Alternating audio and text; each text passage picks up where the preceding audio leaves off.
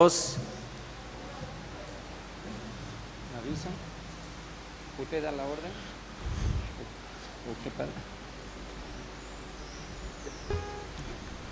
Muy buenas tardes, queridos hermanos. Bien, agradecer a Dios porque Él está permitiendo que hoy sigamos reunidos aquí en este gran seminario teológico a los pies del Maestro. Y bueno, nos toca el tercer tema, que es el misterio de la Iglesia, con nuestro querido Padre Edwin González. Él es el que nos va a dar este tema hoy, esta tarde. Saludar también a todos los hermanos que se han conectado a través de la aplicación Zoom, a todas las provincias. También se están conectando de Tarija, de la Argentina, de Estados Unidos. Entonces, qué gran bendición del Señor que está llegando a todos los confines también esta transmisión. Sí. Bien, queridos hermanos, vamos a invocar la presencia del Espíritu Santo para que sea Él que nos asista esta tarde, que se manifieste, que fluya en este lugar, que fluya también en los corazones de cada hermano que está conectado. Vamos a clamar esta presencia del Espíritu Santo para que Él prepare nuestros corazones, para que también Él se manifieste en nuestro Padre Edwin, dándole ese don de sabiduría para que cada uno de nosotros acojamos con alegría esta enseñanza. Después de una alabanza con nuestro hermano Mauricio, vamos a invocar esta presencia del Espíritu Santo, y también cada uno de ustedes también invoque esta presencia que la necesitamos en cada momento de nuestra vida. Nos ponemos de pie, queridos hermanos.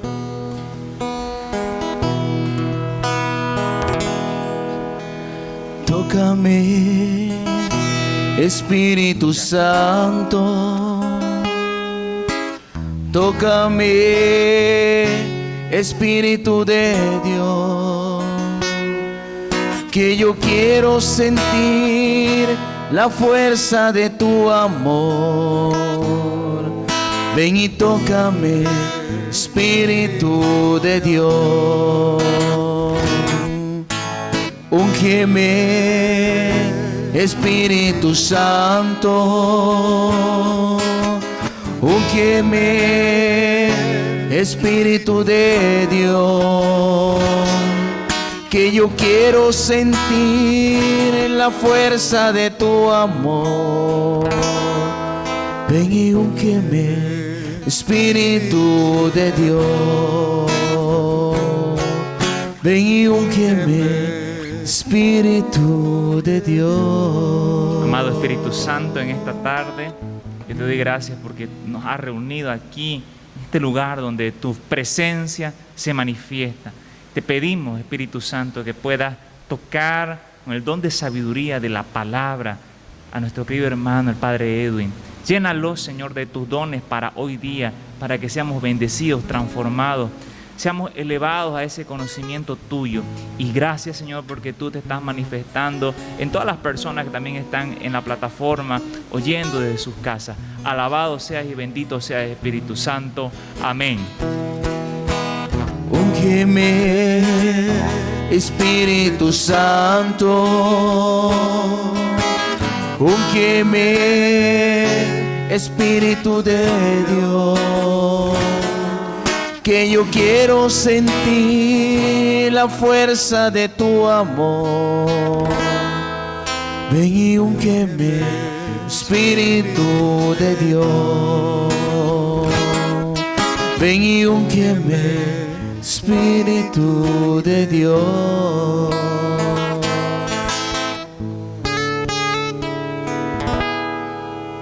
En esa sintonía, en conexión con el Espíritu Santo, por favor, repitan conmigo lo que yo voy a decir, díganlo. Sin el Espíritu Santo, Dios quedaría lejos. Sin el Espíritu Santo, Dios.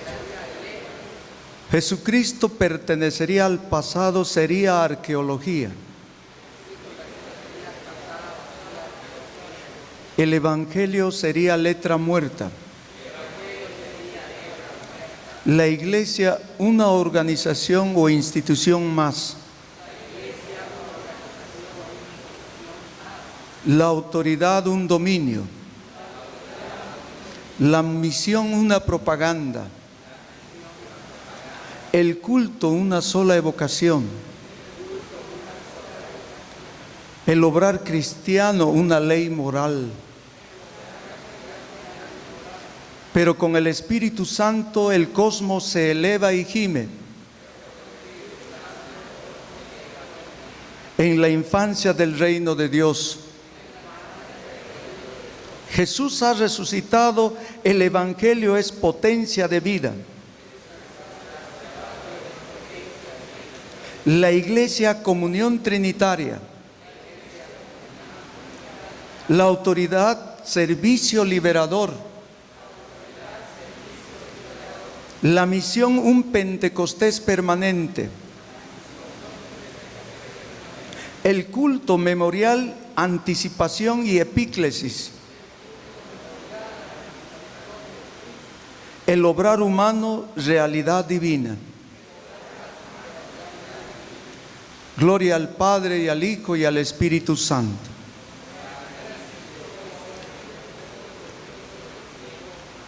Por favor, siéntense, hermanos, hermanas.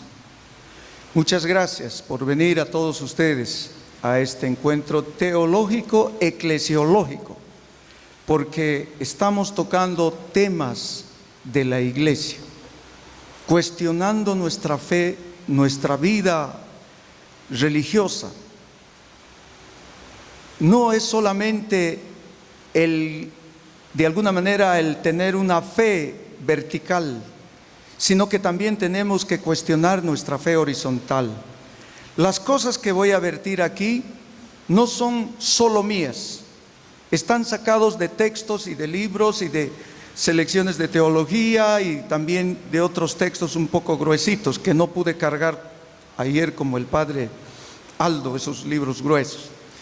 Pues también, pero que también hay algo que cada uno de nosotros aporta.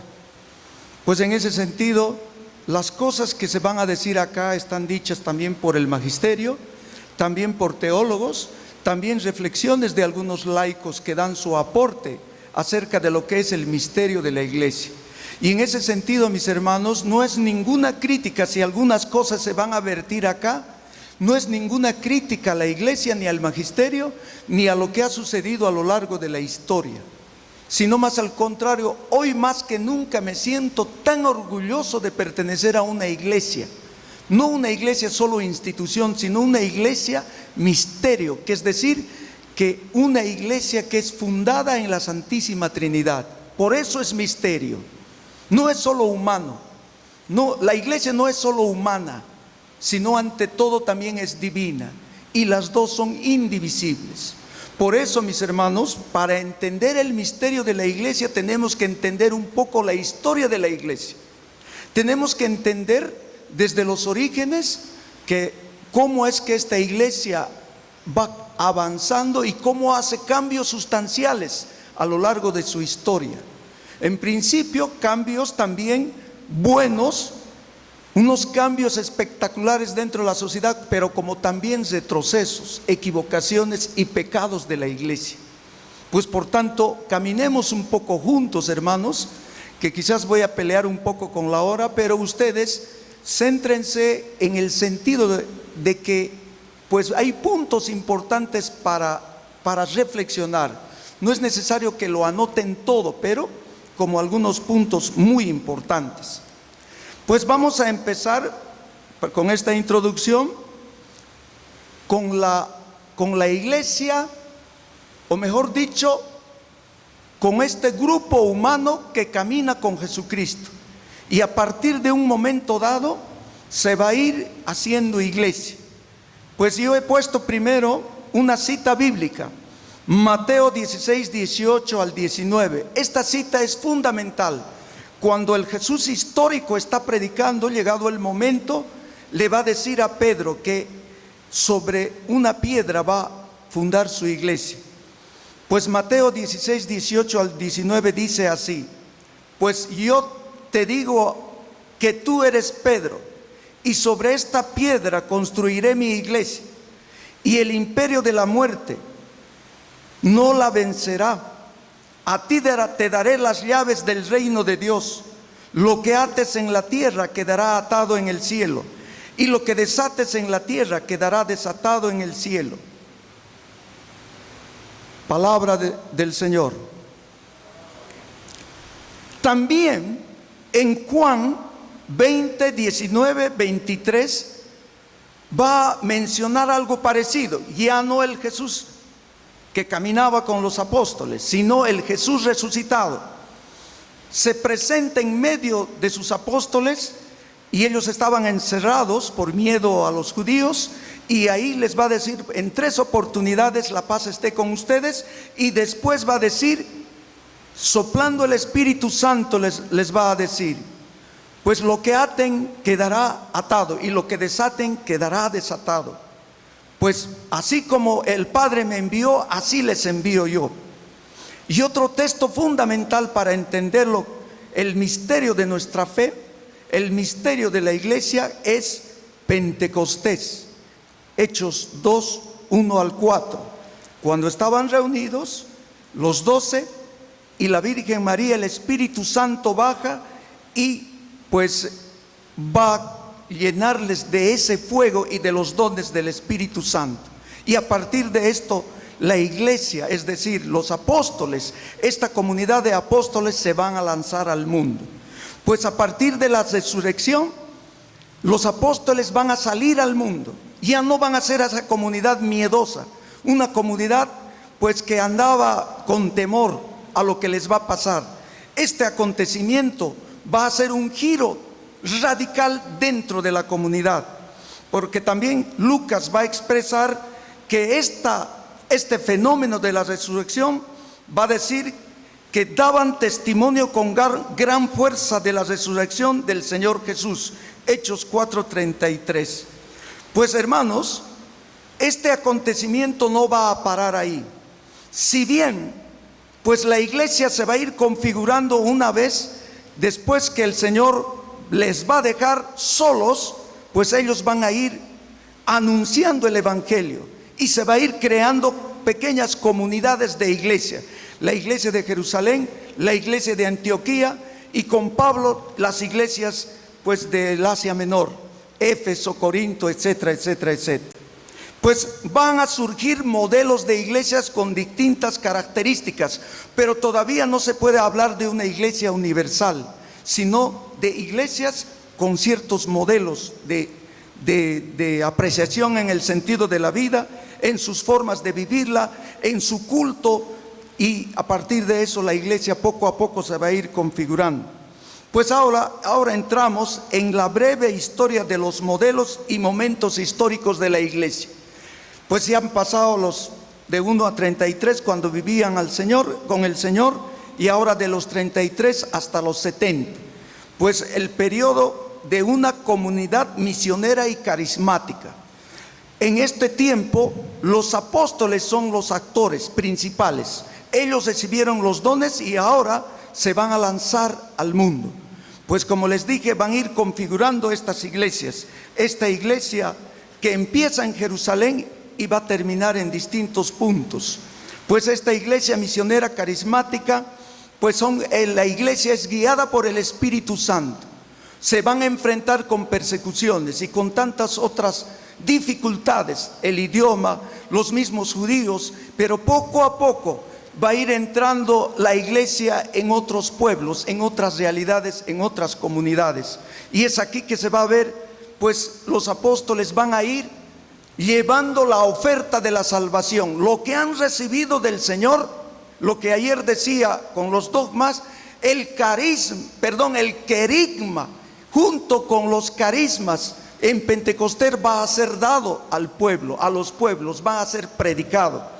Pues después de eso van a ir empezando a partir de la última cena, el culto por la Eucaristía. En este tiempo poco a poco se va a ir sincronizando ciertas actividades religiosas en este periodo del año 33 al 70 con la destrucción de Jerusalén. En la llamada de Jesús a vivir en comunión, así como Él estaba en comunión con su Padre, el anuncio del querigma siempre va a hacer eso. Los apóstoles van a dejar sucesores Y ahí empieza la tradición de la iglesia. Los apóstoles poco a poco van a ir muriendo y cada uno de ellos torturados, asesinados. Nadie muere en su cama. Y esa sangre de los mártires va a ir derramándose para crear más cristianos. Y de ahí van a surgir los episcopos como sucesores de los apóstoles, y a esto se le puede llamar colegio apostólico. Y los presbíteros, diáconos y diaconisas van a haber durante este primer siglo. Pues la fuerza del Espíritu Santo va a ir acompañando a estos grandes hombres. No termina ahí la iglesia.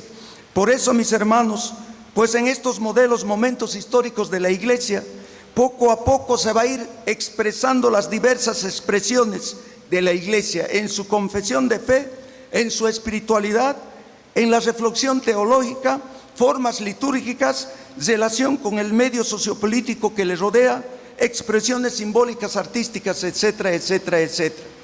Ahora entramos a otro modelo de iglesia, el modelo de iglesia del primer siglo al siglo IV. Del primer siglo al siglo IV. Yo creo que esta era la iglesia, diríamos, a la que hemos sido llamados, la iglesia modelo misterio, la iglesia modelo misterio, del 1 al siglo IV, donde aquí surgieron los discípulos de los apóstoles y así sucesivamente. Ahí salen tres grandes grupos dentro de la iglesia: los padres apostólicos, los padres apologetas y los padres después del concilio niceno-constantinopolitano. Pues estos grandes hombres nos van a nutrir con la sistematización de lo que es la defensa de la fe sobre la liturgia. De a poco la iglesia se está estructurando, pero todavía no podemos hablar así como ahora entendemos la iglesia universal convocada por un papa y los demás obispos. Todavía no había, aunque ya había un concilio de Jerusalén, pero no le podemos catalogar un concilio como tal, universal. Pues, mis hermanos, en este tiempo la riqueza de la iglesia ha sido fundamental. A partir de este momento la iglesia pues se ha expandido, se ha sistematizado y ha sido muy bendecida. Pues se vive un compromiso de vida. Se reconoce como una comunidad convocada y reunida por una decisión de misterios de Dios realizada en Jesucristo. Aquí aparece una palabra y que después vamos a retomar en el Concilio Vaticano II, la palabra koinonía, es decir, la palabra comunión. Esta palabra va a entrar pero como en el tuétano dentro de esta comunidad, la comunión. Los apóstoles como cabeza de Pedro eran los pastores, después los obispos a la cabeza del Papa, sucesor de Pedro, lo que continuaban pastoreando. Movida por el Espíritu Santo, distribuye gratuitamente los carismas para el servicio común. Eso dirá también San Pablo en 1 Corintios 12 del 4 al 11. Pues esta comunidad koinonía, esta comunión de entre hermanos que ya se había expandido hasta la iglesia oriental y muchos otros lados, incluso hasta Roma. Pues esta iglesia ha sido muy rica, a lo que el Concilio Vaticano II quiere retomar prácticamente el modelo de esa iglesia. Pero como pasa en nuestra historia, como pasa en cada uno de nosotros, estando cómodos en nuestras casas, hay un tiempo como que de rebeldía. Pues ahí entra la iglesia conocida como modelo imperial. Ahí entra, pues quizás, no sé si decir un poco, no sé, aquí como que la iglesia entra en un statu quo. Aquí, con la conversión del emperador romano Constantino, con el edicto de Milán en el año 313, asume a la iglesia, se convierte a la iglesia, y la iglesia se hace Estado, se hace sociedad. Pues esta iglesia de una pequeña grey, de comunidades pequeñas, pasa a ser parte del imperio. Esta iglesia se jerarquiza, pierde ese sentido de comunión, ese sentido escatológico, ese sentido pues de divina también. pues se hace humano, se hace humana y pierde esas características. Y aquí entra también la ambición, la angustia, que muchos solamente se hacen cristianos católicos para buscar poder en el imperio.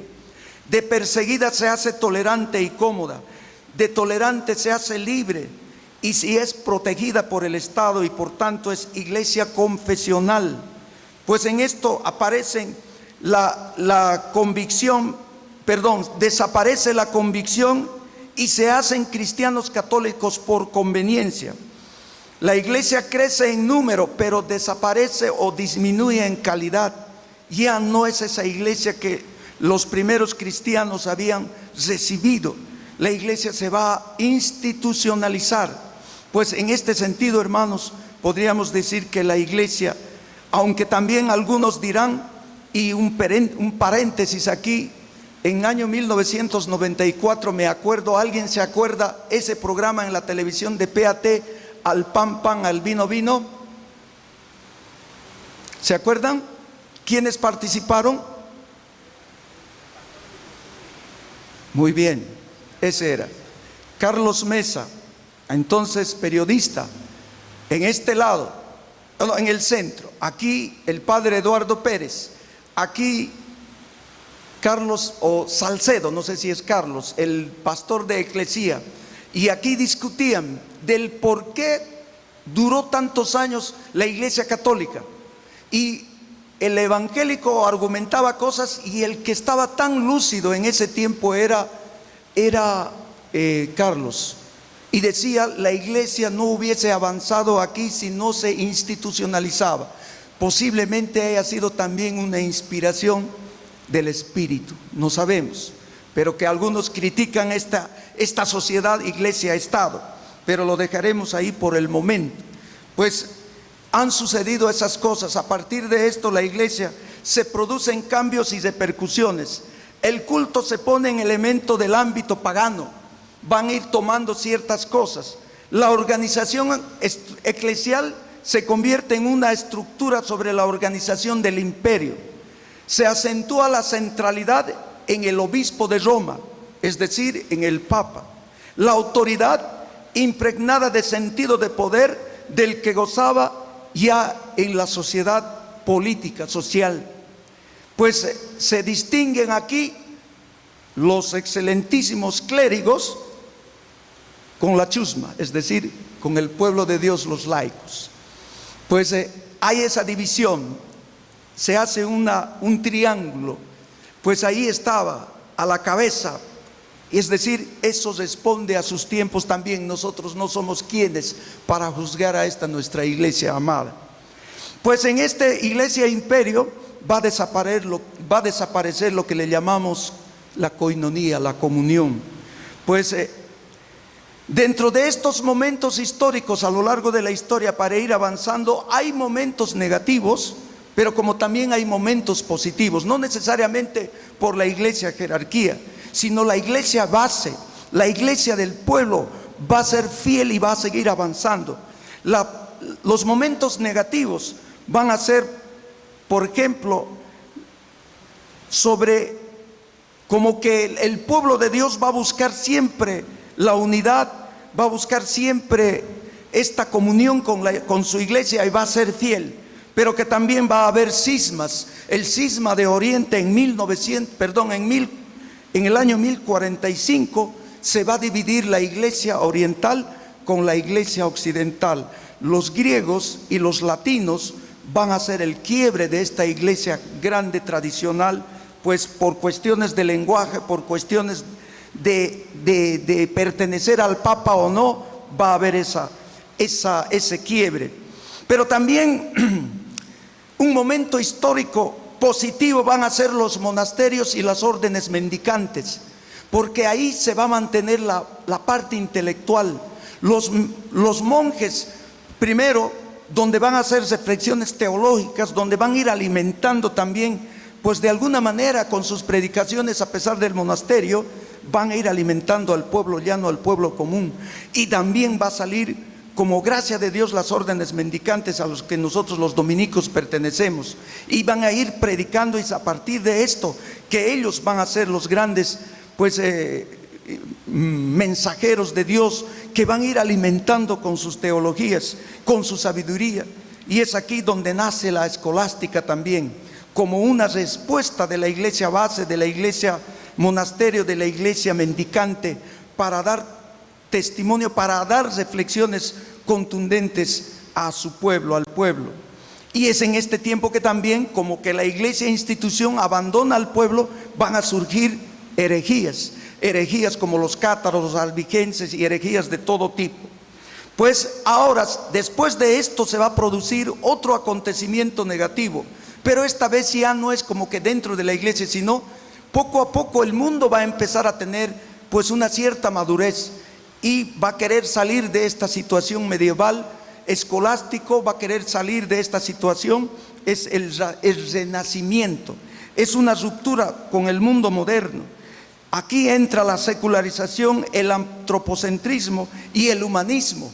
Ya Dios nada tiene que ver, como que se quieren alejar de la gracia, como que quieren alejarse de la revelación, porque hasta entonces era un teocentrismo, es decir, como los estados estaban con la iglesia, había una imposición. También aquí debemos golpearnos el pecho, aunque ya el Papa Pablo II pide perdón a la iglesia por los errores de la iglesia, de la Santa Inquisición, etcétera, etcétera, etcétera. Pues el centro ya no va a ser Dios con el Renacimiento, el centro ya no va a ser Dios con la enciclopedia y todo eso, sino el hombre. Ya dice que es tiempo de tomar la razón como medida del hombre.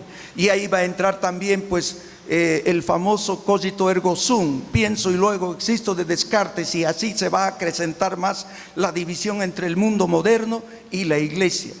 Y también otro va a suceder, a partir de esto va a suceder otro cisma llamado el cisma de Occidente. Ese es a partir de Martín Lutero. En 1483 al 1546 Martín Lutero va a clavar las tesis en una de sus catedrales en Alemania. Y respondiendo a Martín Lutero, aunque un poco atrasado, va a venir uno de los concilios grandes de ese tiempo. Es el concilio de Trento, en 1545 a 1563. Es un concilio ecuménico convocado por Pablo III. Pues por tanto, mis hermanos, hasta este momento pues los concilios se convocaban para responder a herejías, para responder pues a la modernidad, para responder a los ataques de la iglesia. Y como que pues la iglesia en ese tiempo era como la selección boliviana, responder nomás, defenderse y defenderse y defenderse, todo era defenderse, y de todos modos éramos goleados, más o menos así. Pues comparen eso a la iglesia de ese tiempo con nuestra selección boliviana. ¿Qué pasa? Pues aquí nuevamente la iglesia se repliega sobre sí misma, no lee los signos de los tiempos, se incapacita para el diálogo con el mundo, no quiere hablar, está ahí. Pues ahí entran muchas situaciones difíciles de explicar. Y después viene nuevamente la revolución industrial en el siglo XVII. Ya como esta modernidad está avanzando, como los estados y el mundo moderno se ha alejado de la iglesia, está empezando a construir materiales, el tren, las fábricas, etcétera, etcétera, etcétera. Y a partir de esto, pues las estructuras de comportamientos, de imágenes, de los valores va a ir desapareciendo. La iglesia va a ir fraguándose y el mundo va a empezar a hacer la revolución. Primero la revolución industrial en Inglaterra, después la revolución francesa en el siglo ya XVIII. Fruto de esto, la iglesia pierde su influencia y su protagonismo.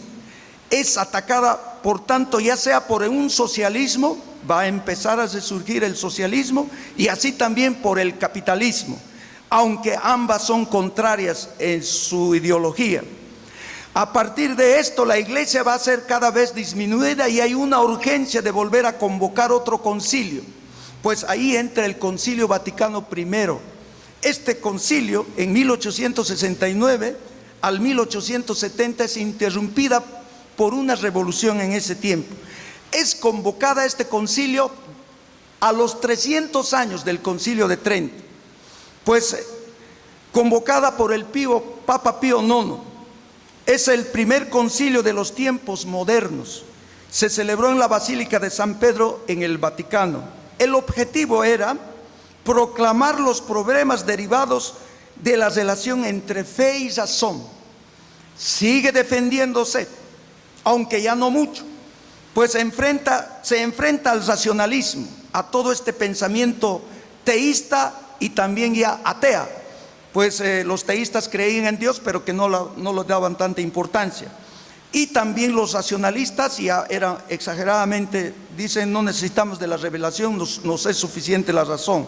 También al galicanismo, así como también más antes había tenido problemas con los anglicanos. El galicanismo era que la iglesia de Francia quería dividirse, así, pero no le dieron importancia, gracias a Dios no pasó nada. Pues también definió solemnemente la infalibilidad del Papa como dogma de fe, cuando habla ex cátedra, es decir, con autoridad, en calidad de pastor y maestro de todos los cristianos sobre temas de fe. Pues se olvidaron de otros temas, se olvidaron de los trabajadores que sufrían con la revolución industrial. No había esta interpretación del pueblo base, etcétera, y como que pues se perdió nuevamente una reflexión, digamos, pastoral, teológica, espiritual en este concilio. Pues ahora aquí entramos y seguimos en el modelo de iglesia de sociedad perfecta. El modelo de iglesia de sociedad perfecta. Una iglesia clerical, cerrada y jerarquizada, donde los pastores eran los que enseñaban, los que miraban de arriba, y el pueblo de Dios era como el pueblo rebaño. Pues el pueblo humilde, la masa, la plebe, pues estaban ahí como que abandonados. Por tanto, mis hermanos, como ya dijimos, este modelo de iglesia es un modelo verticalista, y así sigue avanzando, y seguimos avanzando en esta manera de ver. Pero vuelvo a repetir, si bien la iglesia está en esas estructuras, la iglesia base sigue siendo fiel, santificándose, hombres, sacerdotes, religiosos, religiosas, como que andaban por debajo, pues santificando, y seguían perseverando y siendo como iglesia base santificante también.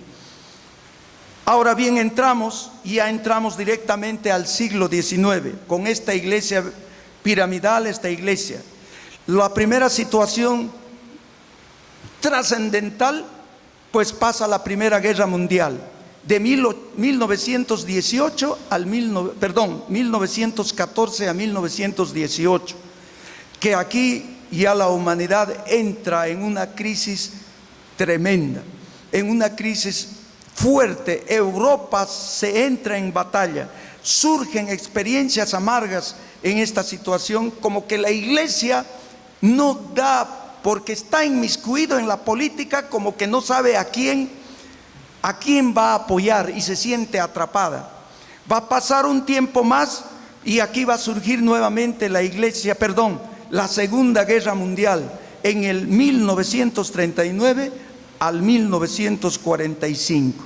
Despuesito vamos a comentar lo que un obispo va a decir, lo que significó la experiencia de la Segunda Guerra Mundial, ya sea en los campos de batalla, en los campos de concentración, ya sea en lugares donde estaban atrincherados los que sobrevivían, de cómo esta gente se unía entre ateos, entre cristianos, entre judíos, musulmanes y pueblo, y de poco a poco cómo van a proponerse, pues no entrar más en estas contiendas. Pero despuesito viene eso, y es ahí, con esta mentalidad, aparece el Concilio Vaticano II.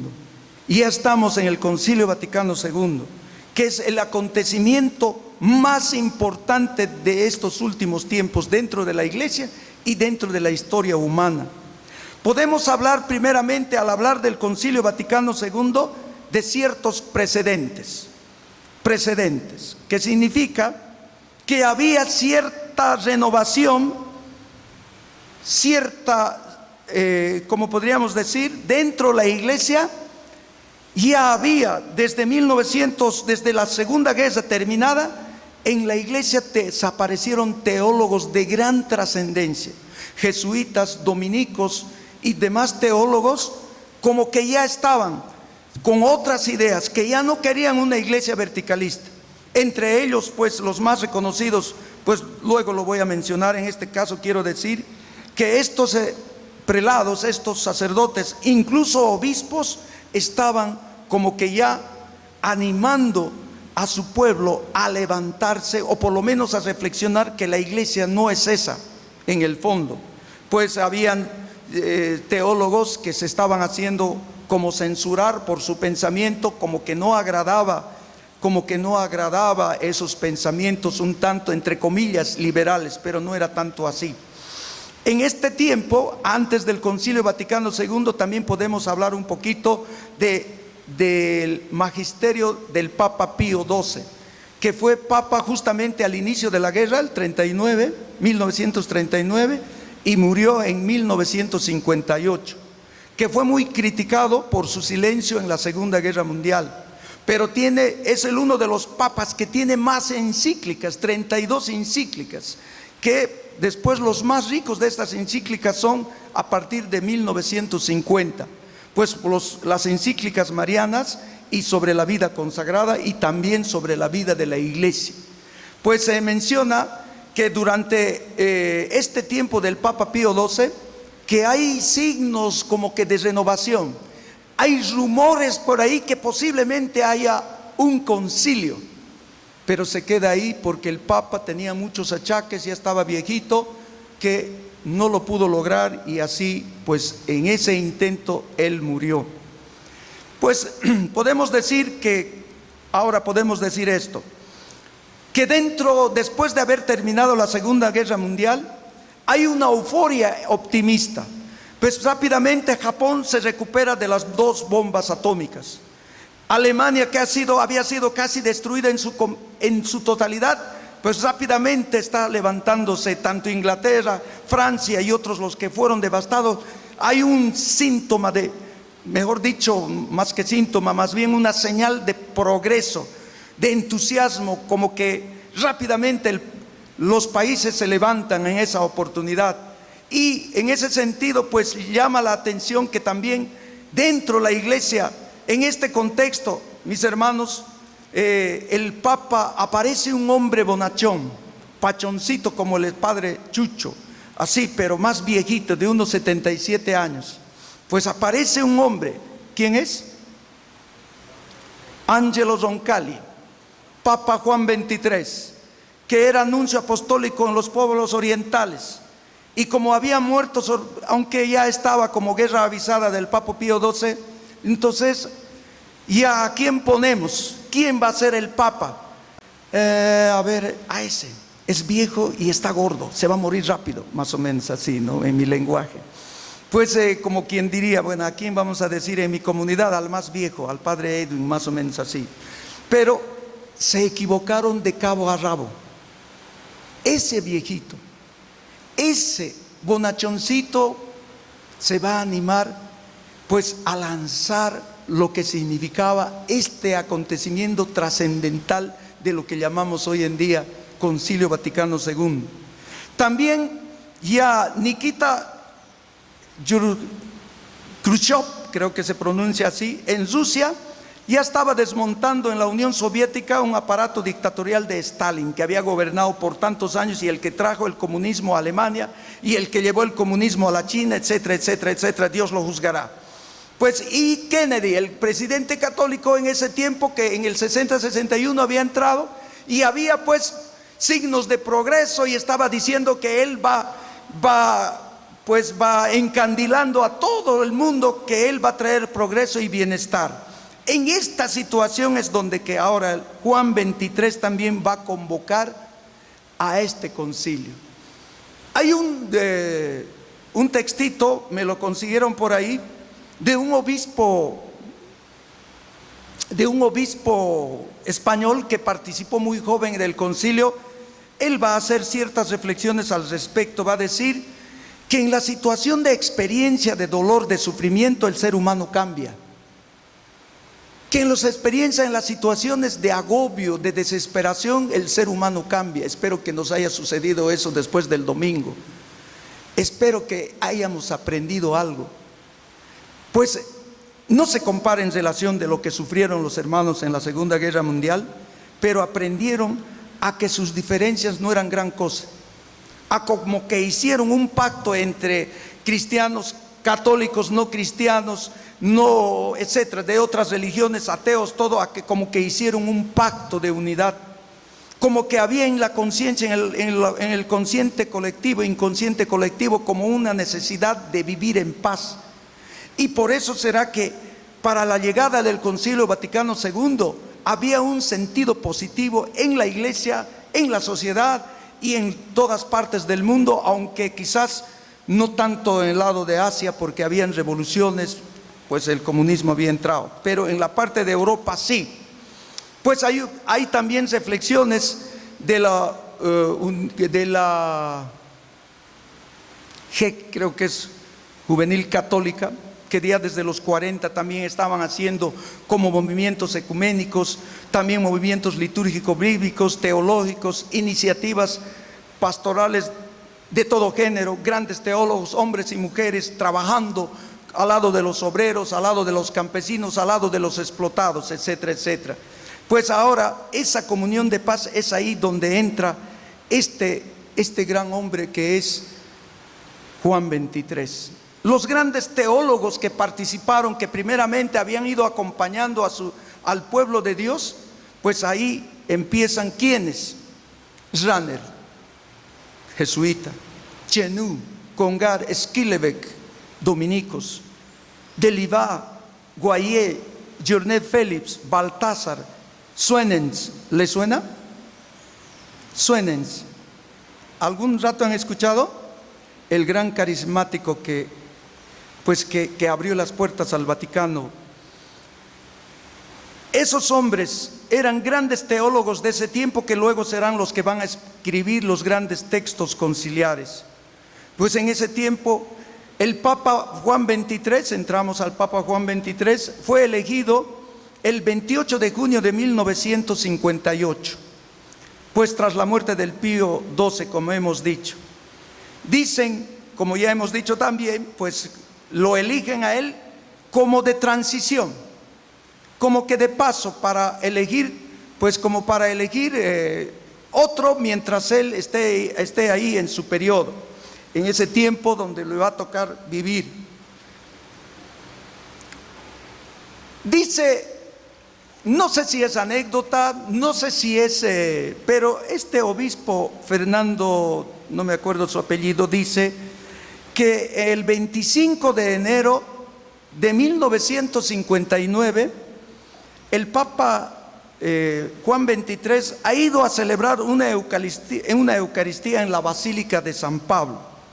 Después de la misa, él se va con sus obispos a tomar un desayunito, como siempre hacen entre ellos, con sus obispos y cardenales, y ahí un discursito de 5 minutitos les va a decir, y de repente les lanza que quiere hacer un sínodo de Roma y un concilio Vaticano II de toda la iglesia.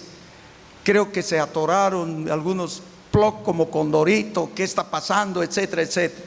Pues ahí da por primera vez este papita Juan XXIII esa noticia. Muchos lo van a tomar como que está loco, como un concilio. En este tiempo no hay herejías, no hay nada con qué luchar, contra quién pelear, estamos en paz, estamos bien. Pues el mismo Papa va a decir en su encíclica Humanum Salutis, en la bula de la convocatoria del concilio, en la bula Humanum Salutis va a decir: yo no sabía a qué y por qué he convocado. Sentí una inspiración divina de la cual no podía resistir, como diríamos en nuestros tiempos, a la de Dios, confiando en su sabiduría. Pues de ese modo se convoca al 21º concilio de la Iglesia Católica. Pues los anteriores se convocaban, como decíamos, por alguna herejía, pues responder algo, pero esta vez era pastoral, un concilio pastoral. Como dije, algunos lo tomaron como negativa.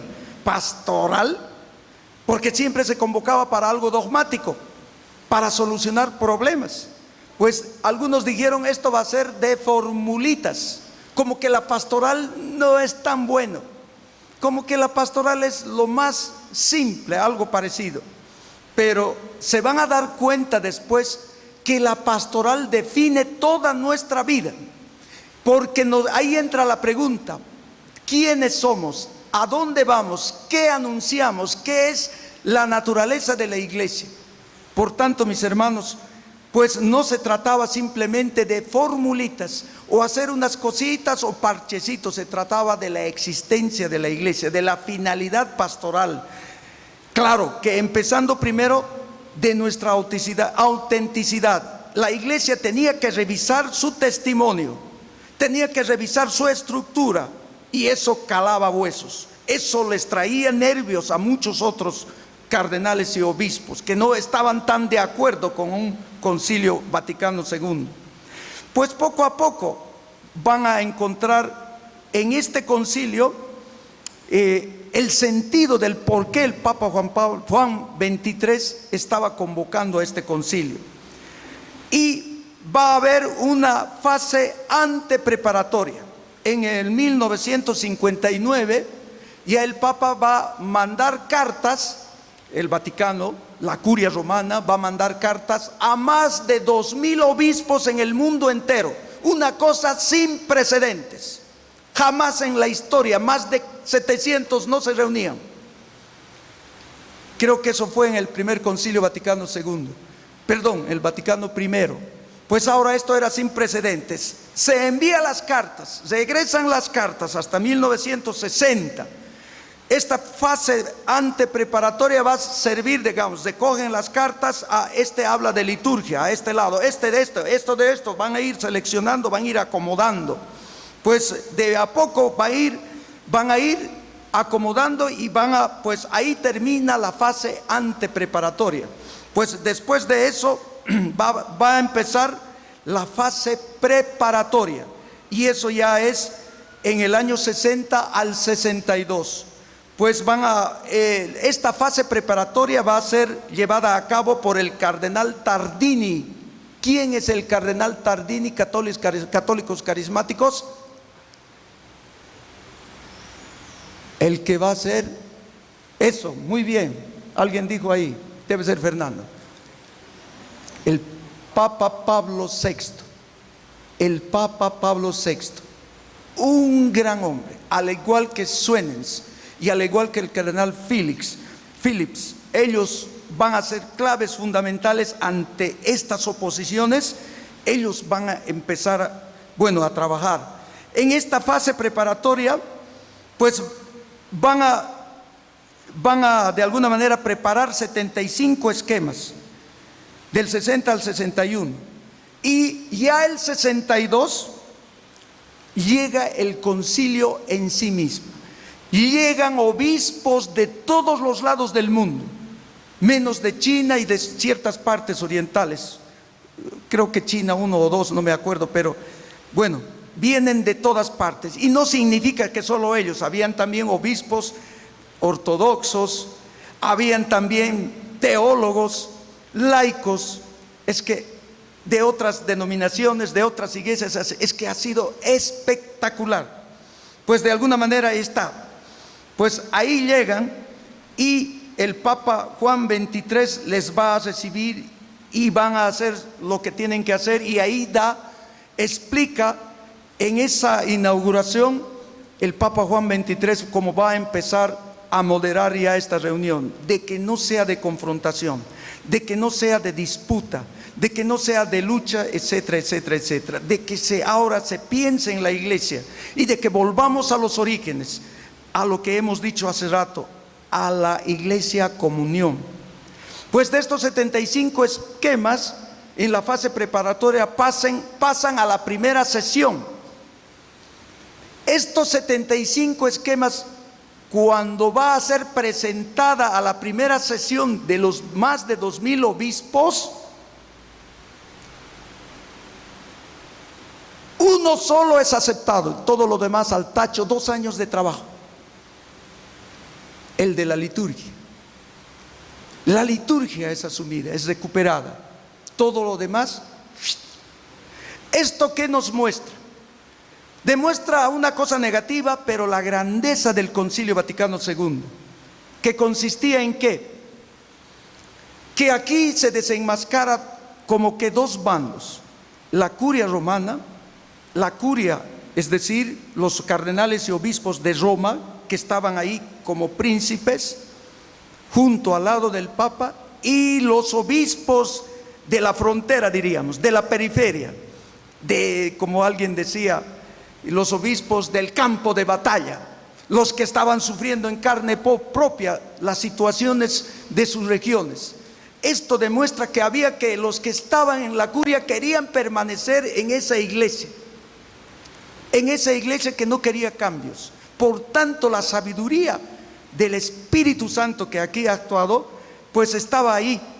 No querían más imposiciones, querían renovación. Querían ellos otra cosa. Y es ahí que pues va a suceder, como decimos en Collalandia, champaguerra. Se van a discutir, va a haber bandos, va a haber discusiones que no quieren, etcétera, etcétera, etcétera, etcétera. La iglesia quería cambios profundos. Ahora aquí va a salir Suenens, el de Bruselas, y el cardenal Tardini, posteriormente Pablo VI, apoyando decididamente al Papa Juan XXIII.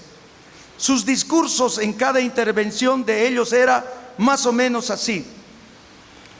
En la finalidad, en la primera sesión, más o menos decían estos 2 cardenales: hay que poner a la iglesia en condiciones de evangelizar al mundo contemporáneo, de cerrar la época de enfrentamientos. Hay que superar los malentendidos entre el mundo de la cultura de la ilustración que están en contra de la iglesia.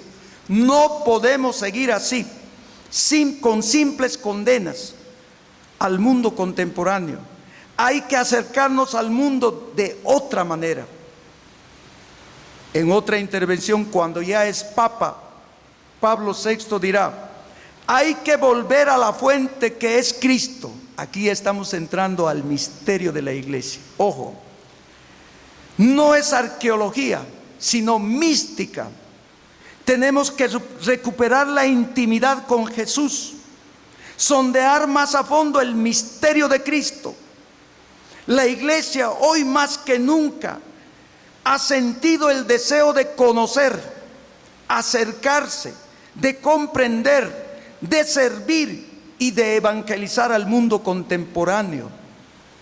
Qué cosa más espectacular, qué cosa más fundamental. Creo yo, sin estas palabras y estos discursos, no me imagino de la fuerza que habrá entrado a los más de 2000. Obviamente que habían grupitos que seguían, pues como las hay, solo en la renovación carismática no hay esas cosas, no hay grupitos. Todos somos un pueblo de Dios aquí, ¿no? Pero en esos cardenales de ese tiempo habían discusiones. Por un lado, los franquistas, obispos de España, otro grupo que estaba topi, rayado, otro, etcétera, etcétera, etcétera. Pero poco a poco ellos han sido absorbidos con esta iglesia de a poco, que ya no quería ser una iglesia jerárquica y verticalista. Y listo. Bueno, las innovaciones más importantes. Podemos decir que las innovaciones más importantes, primero era que tenemos que recuperar el Evangelio. En relación a este discurso que hace Pablo VI, recuperar el mensaje de Jesucristo, recuperar al Jesucristo del Sermón de la Montaña, el recuperar al Jesucristo de las bienaventuranzas, el Jesucristo que se acercaba a los pecadores, el Jesucristo que compartía con los pecadores, que hacía fraternidad, que hacía comunidad, que hacía unidad, etcétera, etcétera. Primero eso, después alejarnos y liberarnos de la neoescolástica, de este sistema filosófico teológico que solo usaba para combatir y para ya basta. Los que han sido condenados están, pero ya no más. Separémonos, Hagamos otro lenguaje, un lenguaje inclusivo, un lenguaje de perdón, un lenguaje donde vayamos a acercarnos. Y dentro de esto salen dos documentos espectaculares. Entre ellas es una, la Lumen Gentium y la Gaudium et Spes. Ya habían sido aprobadas en la primera sesión, ya había sido aprobada el Sacrosanctum Concilium, que trata sobre la liturgia. Pues vamos avanzando. Es decir, el concilio tiene que centrarse en la iglesia y en la misión del mundo. ¿Qué es Lumen Gentium? La reflexión sobre la iglesia. Todo lo que significa iglesia, quiénes somos y a dónde vamos, es eso, que luego vamos a ver de manera resumida. Y Gaudium et Spes es la misión, hacia dónde vamos, qué llevamos, etcétera, etcétera. Son los dos centros más importantes del concilio, que es la iglesia y que tiene que hacer esta iglesia. Todo lo demás gira en torno a estos dos centros, la iglesia y la iglesia en el mundo. Una novedad muy novedosa, perdonen la tautología, en este tiempo era la perspectiva trinitaria de entender la iglesia.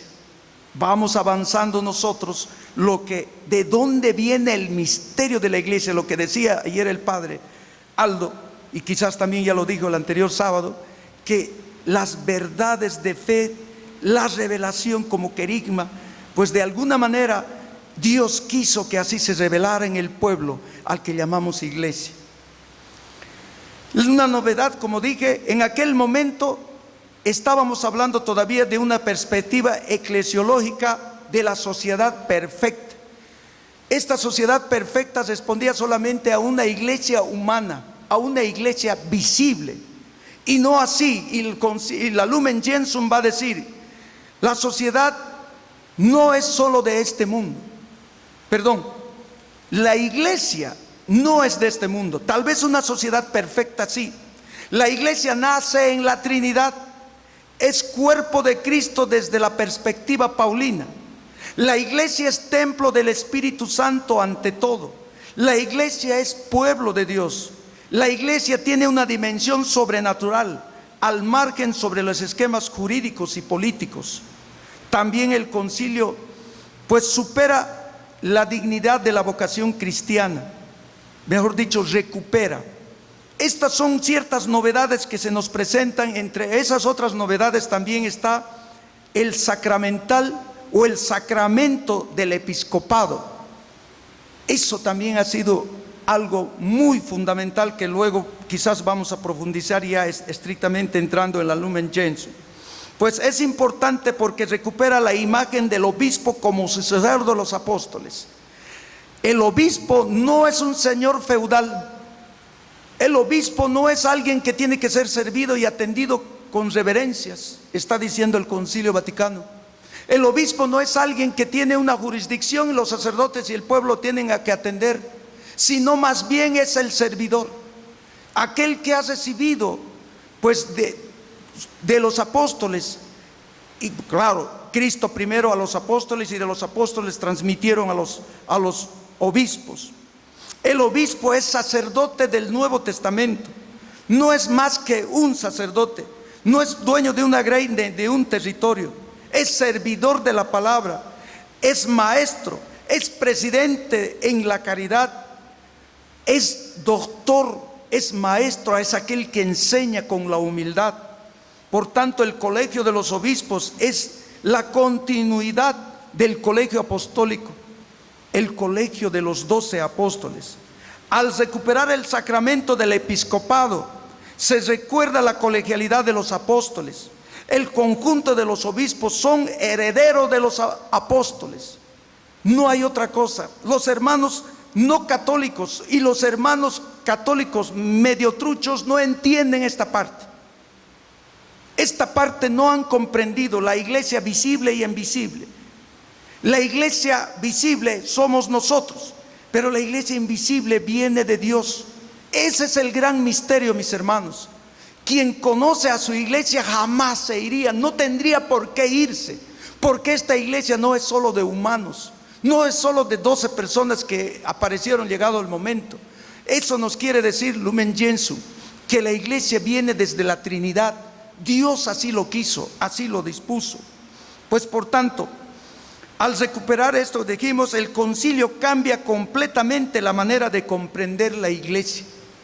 Ahora bien, por resumir y terminamos esta parte, lo que es el Concilio Vaticano II, es este textito, pues todo este textito es el Concilio Vaticano II, lo que trabajaron por más de 4 años, desde el 62 hasta el 65, pues hay 4 constituciones, la dogmática Lumen Gentium, que trata sobre la iglesia, la dogmática Dei Verbum, sobre la divina revelación, también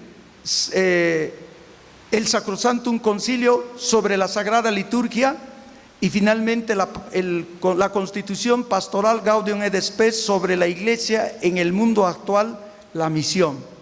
9 decretos y 3 declaraciones. Eso es el Concilio Vaticano II en resumen. Ya me estás esperando, querido flaco. Pues pónganse de pies un poquito, vamos, mientras yo me seco el sudor, pues echamos de un cantito. Los que esperan en que son. Los que esperan en que son. Los que esperan en que son. Los que esperan en que, como las águilas, sus alas levantarán, como las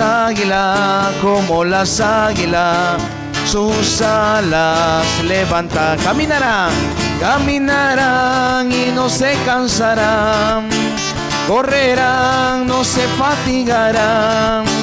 Nuevas fuerzas tendrán,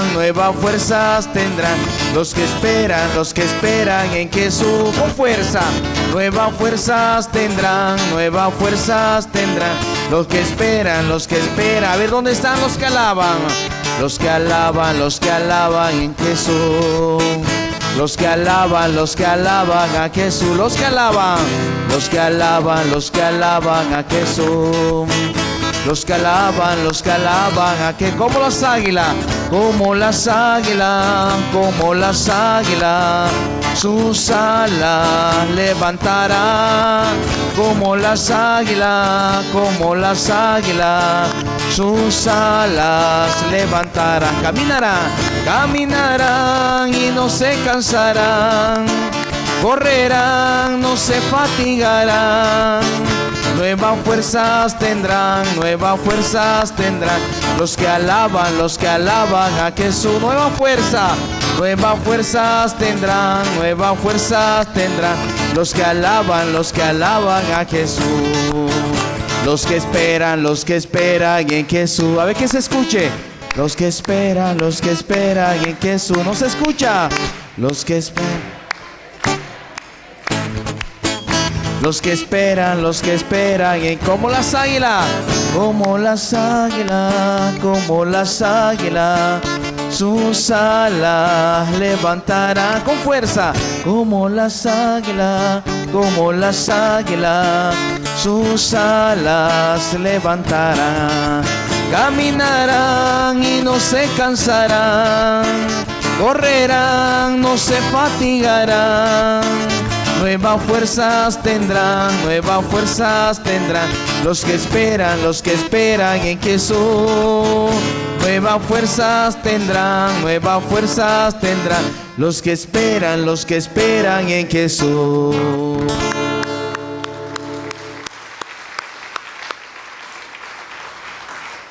Muy bien, hermanos, continuemos.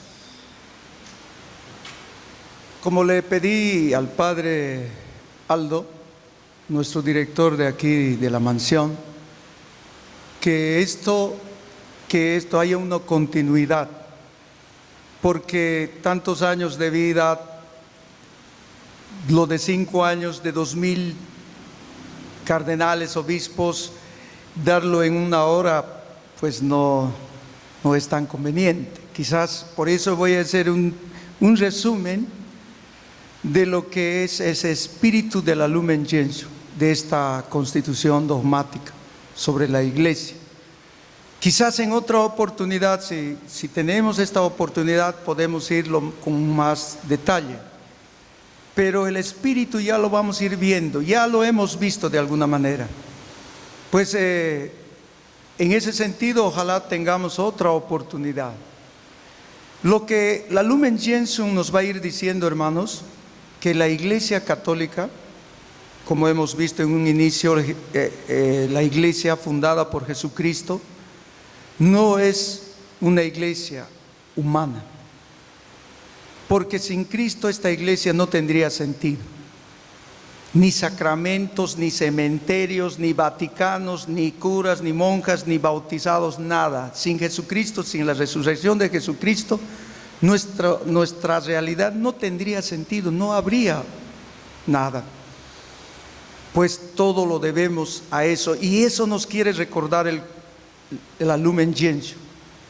Pues al margen de la cristología, al margen del Espíritu Santo, no podríamos entender la iglesia. Claro, obviamente, de Papá Dios también, de la Santísima Trinidad. La primera parte donde pues trabaja la Lumen Gentium, después vamos a ir diciendo en cuántas partes se divide, etc. Pero la primera parte habla precisamente del misterio de la iglesia en relación a la Santísima Trinidad. Dios va a decir, desde sus orígenes, antes que creara el mundo, tenía un proyecto. Él no hace las cosas al azar. Él ya tuvo un sueño, un proyecto. Y al hacer su proyecto ya visualizó a la iglesia que viene desde Él. Dios se manifiesta en un pueblo concreto, y es ahí que va a ir como que esta iglesia humana, pero que no termina ahí, sino se va a convertir en una iglesia escatológica. Del origen al final, como que Dios lo va a unir. O sea, hay un origen y hay un final, y es en Dios que se une. La iglesia, en ese sentido, mis hermanos, ahí está el misterio de la iglesia, porque Dios revela en un contexto histórico dado todo, bueno, no todo, porque la humanidad no sería capaz de asimilar todo lo que de Dios viene, pero por lo menos lo necesario para llevar en el mundo, a anunciar el querigma, la buena noticia, para la salvación del mundo. Pues hermanos, en esa realidad, como hemos dicho hace rato, con esta luz de los pueblos, o luz de la iglesia, de alguna manera es la luz de Jesucristo para el mundo, para la evangelización del mundo. Para iluminar el mundo entero, la iglesia tiene que ser la luz de Cristo. Como dijimos antes, la iglesia se consideraba como una sociedad perfecta, cerrada en sí misma, una iglesia autosuficiente, haciendo hincapié en sus instituciones, en la infalibilidad del Papa, en la jurisdicción del Papa, y como que estaba encerrada en sí misma.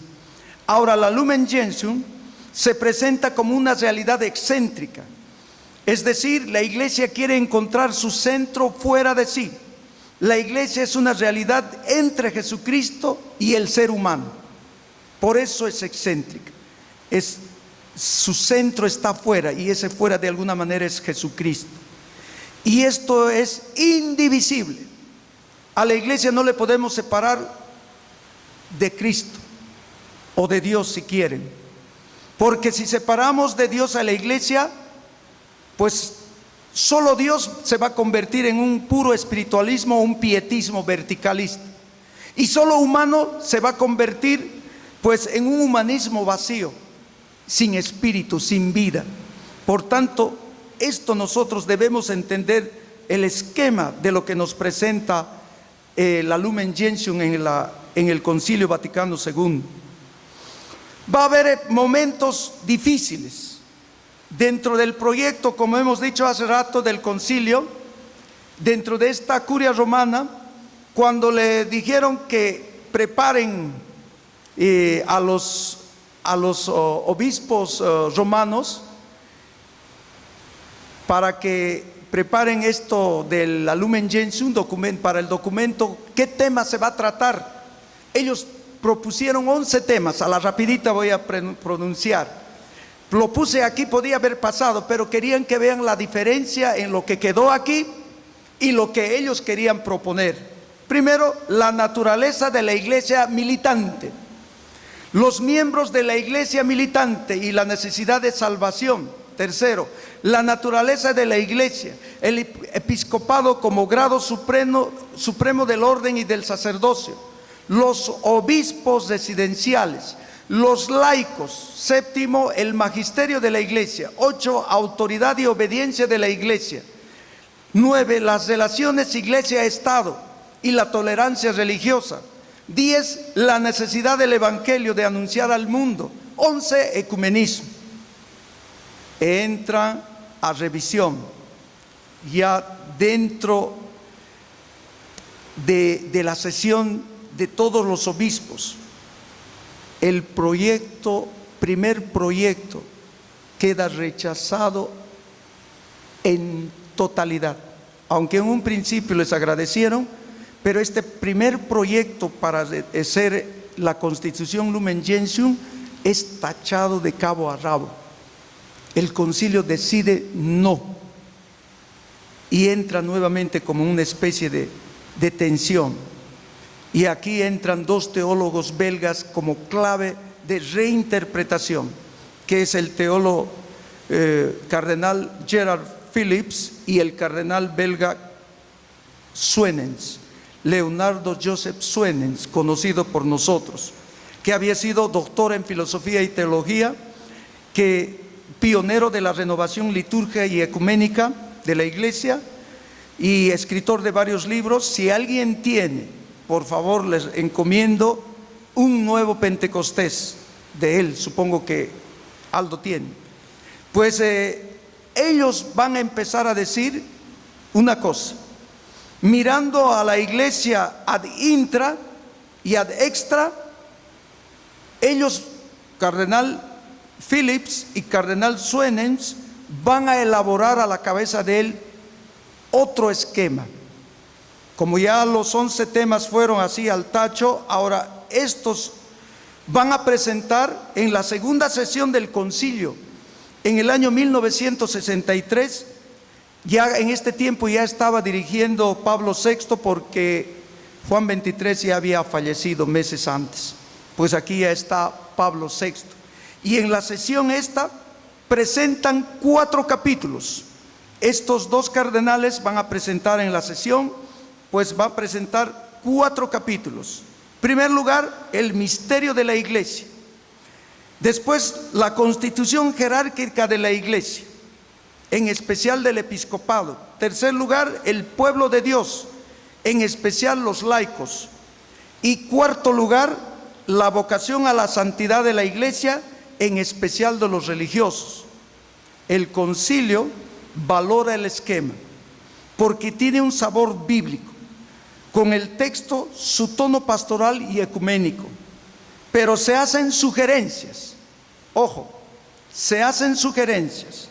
Aquí es donde se produce el gran cambio que dará para la eclesiología del concilio.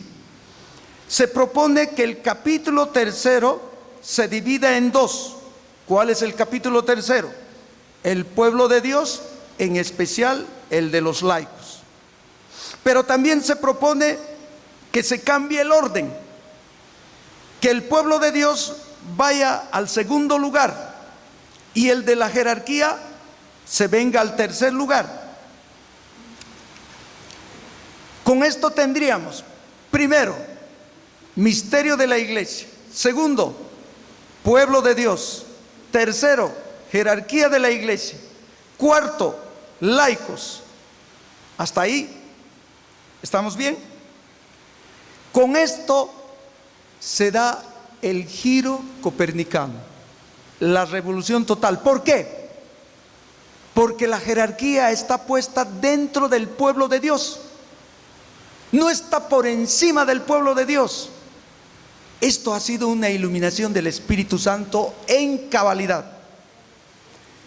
Hemos situado a los obispos dentro del pueblo de Dios. Con esto ya no serán más ni príncipes ni burgueses, sino parte del pueblo de Dios. Y por el bautismo serán tan iguales como el pueblo y el resto del pueblo, los laicos y los religiosos. Esto no significa que ellos no tengan autoridad, esto no significa que ellos no tengan, pero no están por encima de nosotros. El papel se invierte. Abajo ya no es así, sino diríamos que es así. Pues por tanto, mis hermanos, pues después se divide el capítulo 4. ¿Cuál era el capítulo 4? La vocación a la santidad, en especial de los religiosos. Pues que era sobre la vocación y la santidad de la iglesia y a la santidad de la iglesia universal. Todos son llamados a ser santos. No solo que entonces los llamados a ser santos eran curitas, monjitas, religiosos y religiosas. ¿Cuál era el único santo laico de ese tiempo? Un rosario se ganan ahorita mismo. San Isidro, lo perdieron. No habían santos laicos.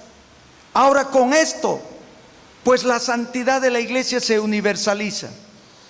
En ese sentido, mis hermanos, sigamos avanzando. No era necesario irse a un convento, no era necesario aislarse a las montañas, no era necesario escapar de la realidad. El casado, el joven, la señorita, el abuelo, todos estábamos y somos sujetos a la santidad.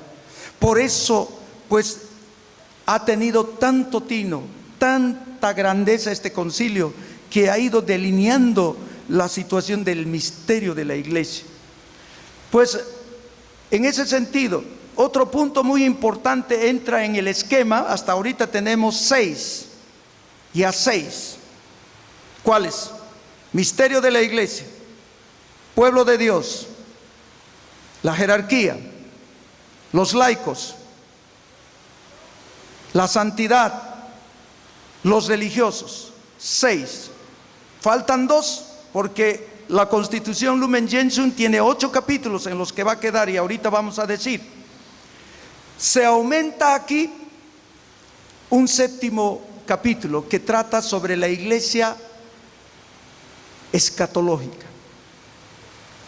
Y esto también es una respuesta espectacular a aquellos que creían en la reencarnación.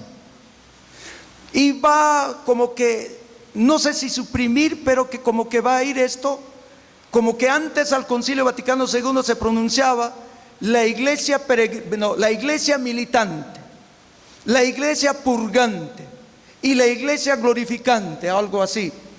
Pero ahora con la iglesia escatológica va a quedar la iglesia peregrina, ya no militante, y la iglesia celestial, la glorificada.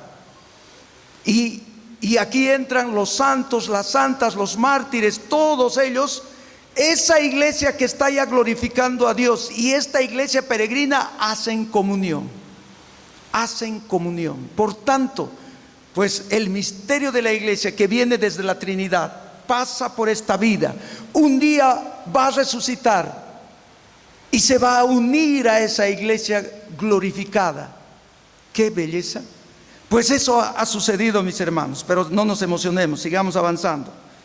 Pues, hermanos, y discutieron, y más allá y más acá, y a partir de eso, y ahí entraron los españoles. Y la Virgen María no puede entrar en esto. Y el concilio en su sabiduría dijo: la Virgen María tiene su razón de ser. Querían otro documento especial para la Virgen María.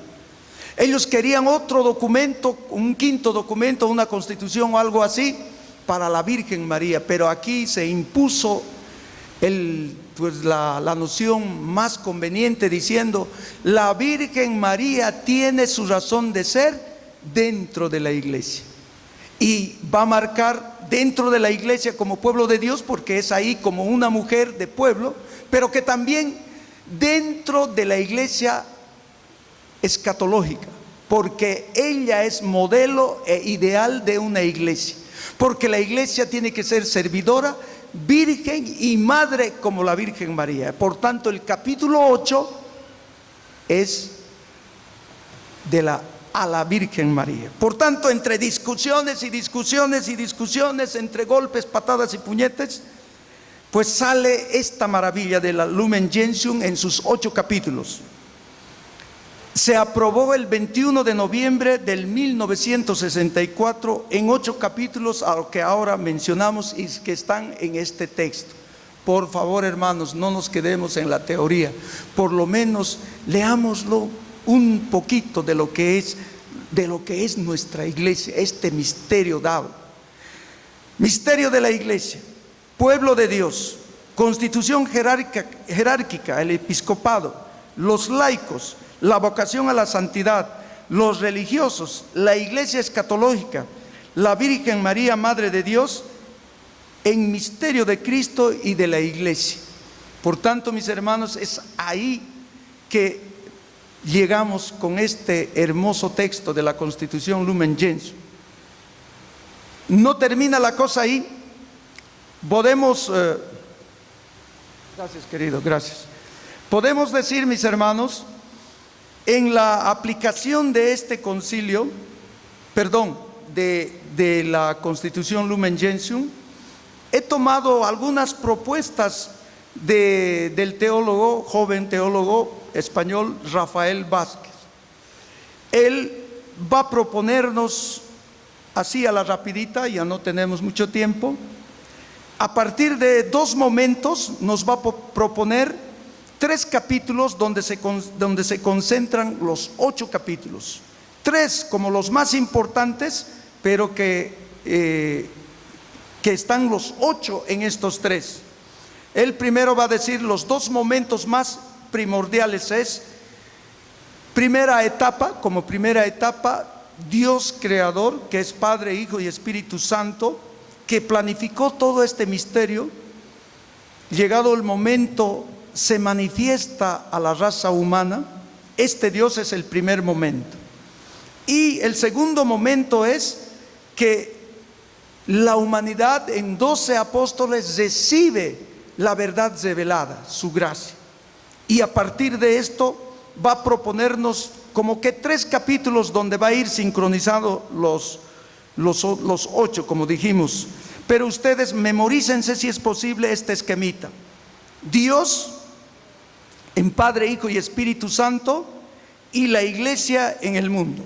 Este esquema. En realidad 2 esquemas, como 2 cosas así, para que podamos comprender. Pues dentro del primer capítulo, a partir de esto, pues va a salir el primer capítulo. La propuesta de Rafael Vázquez va a decir: el misterio de la iglesia, el misterio tiene su origen en Dios. Dios como Trinidad es sacramento de salvación.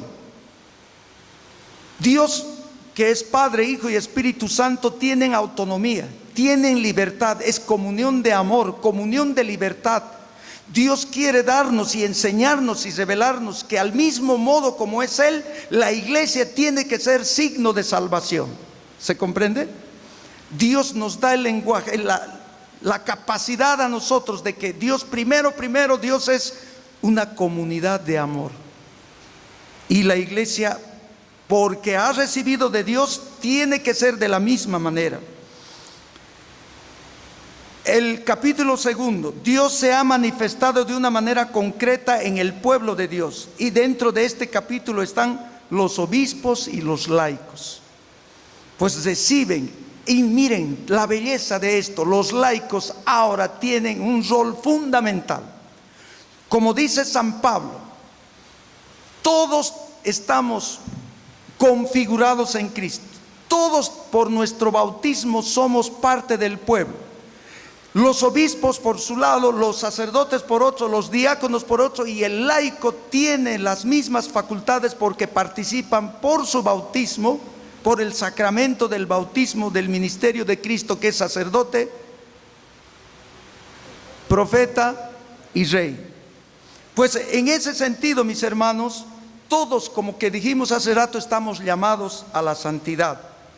Y Él va a poner el tercer capítulo, mejor dicho, en la tercera parte, el séptimo capítulo.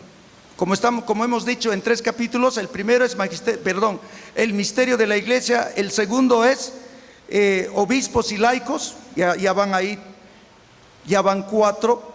Y en el capítulo 6 va a entrar la Virgen María, la santidad, los religiosos y la iglesia escatológica. Pues para ir terminando sobre esto, mis hermanos, este joven teólogo va a decirnos, haciendo una relectura a la Lumen Gentium, va a decir: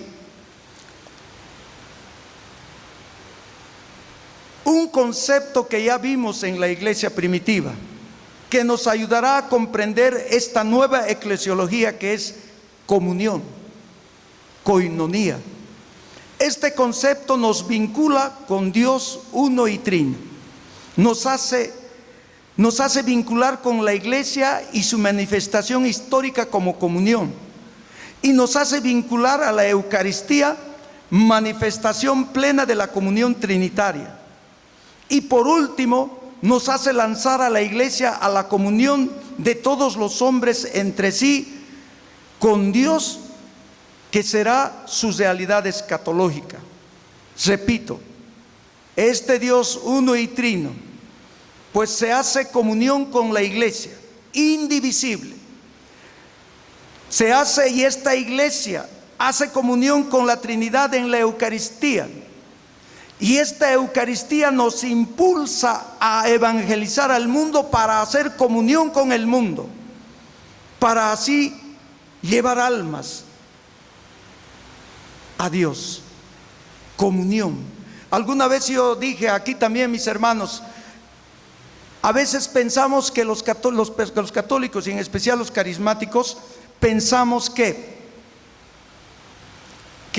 Padre, confiéseme un ratito, son 5 pecaditos nomás, 2 minutitos, por favor. Pero ¿por qué tan rápido? Es que tengo que ir a evangelizar y necesito comulgar. Eso es ver la Eucaristía como una galleta sagrada y no como comunión. Porque comunión significa recibir al Señor, ser parte de la Trinidad, ser parte del Espíritu de Jesucristo, del Espíritu Santo, para hacer comunión con los hermanos. Y esto tampoco lo entienden nuestros hermanos evangélicos. El sentido de comunión, koinonía. Y para salvar la palabra comunión viene otra palabrita. Pues sin comunión no hay salvación. El misterio de la iglesia que se manifiesta en nosotros, cuerpo de la iglesia, en la Eucaristía y en la evangelización, no habría salvación. Alguien que se aísla, alguien que se separa de la iglesia, alguien que ya no quiere de alguna manera pertenecer, de alguna manera se está mutilando. Sin comunión no hay salvación. Pues el concilio propone para la salvación del mundo, a la que la iglesia sirve, porque salvarse es entrar en comunión con todos, hombres y mujeres de Dios. Ya nuestro padre dominico Schillebeck decía: el que no se embarra en la sociedad, el que no se inmiscuye en la sociedad de este mundo, no tiene derecho a salvarse.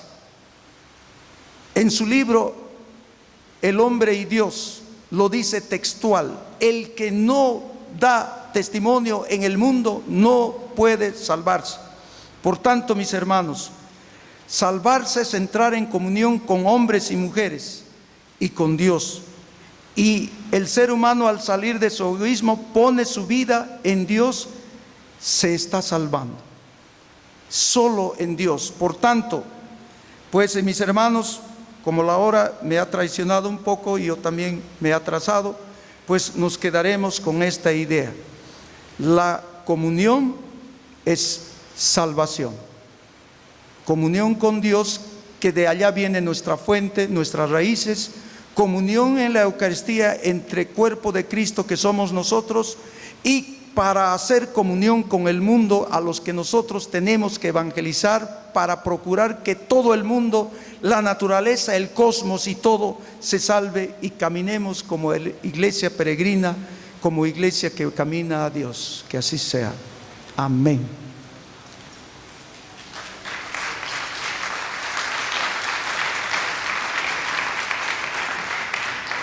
Muchísimas gracias, hermanos. Nos ponemos de pie juntos. Recemos a la Madre que siempre nos acompaña, como habló el Padre Edwin. Aquí es nuestra Madre de Dios, la Madre de Dios, Madre nuestra. Digámosle: Dios te salve María, llena eres de gracia, el Señor es contigo. Bendita tú eres entre todas las mujeres, y bendito es el fruto de tu vientre Jesús.